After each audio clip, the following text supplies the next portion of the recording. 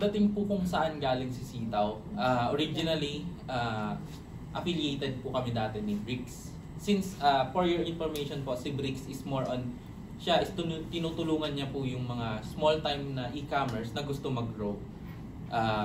Ang nangyayari po nun, like si Bricks, and then si Sitaw, since si Sitaw gusto niya mag-grow as an e-commerce, then kailangan niya ng support sa community or sa isang malaking company na pwede siyang establish na mas sabihin natin na mas ma-assure na yung process niya or yung progress niya is hanggang hindi niya pa kayang maging standalone, nandito to para magsuporta sa kanya.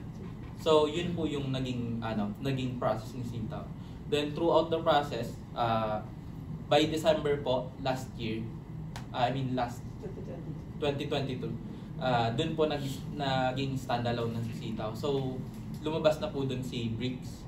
Then si Sitaw na lang po is yun ang naging standalone. Then throughout the process na po, and then until ngayon po standalone na si Sitaw. Pero hindi naman po meaning na standalone, lahat-lahat ng process is nandun na lang kay Sitaw. Meron pa din po again tinake advantage ni Sitaw yung B2B, B2C na mga business business platform po. Kasi again, Sitaw meron po tayo mga partners na magpo-promote ng products, then magma-market, then logistic warehouse. So yun po is kailangan yun ng isang dropshipping company para mabuo yung whole process as a dropshipping company. And then also, pagdating naman po doon kung sino yung may-ari ni Sitaw.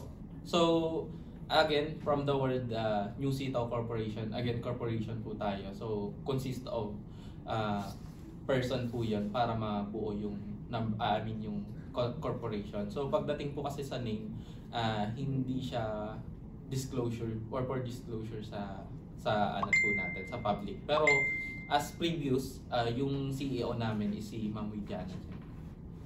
Yun po yung Widiana Chen. Chinese?